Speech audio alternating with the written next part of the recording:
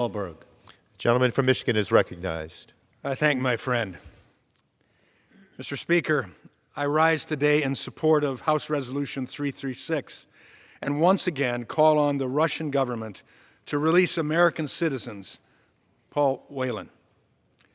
And I thank my colleague, Congressman Haley Stevens, for her undying leadership in fighting this travesty. And it is a travesty.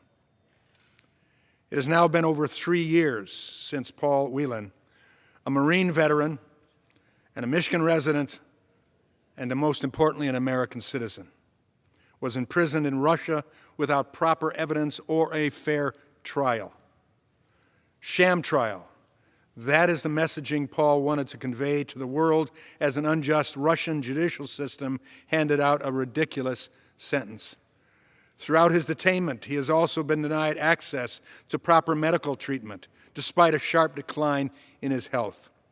Just this week, I returned from Ukraine, where Russian atrocities have been on display to the entire world. Make no mistake about that. We saw heartbreaking devastation that has impacted so many lives. But tragically, Vladimir Putin's barbaric behavior is not new.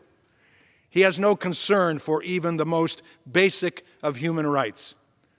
Today, the House must send an unequivocal message to the Kremlin.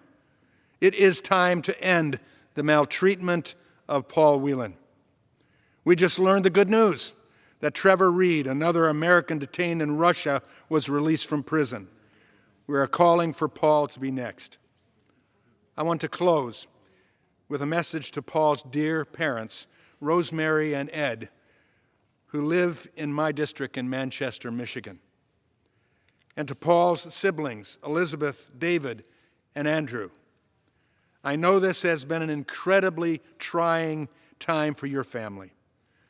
I admire your resolve in the face of adversity. I grieve with you, I pray for you, and I continue to stand with you. It is time for Paul Whelan to come home to Michigan. And I yield back. Gentleman from Michigan yields back. The gentleman from South Carolina reserves. The gentleman from Minnesota is recognized.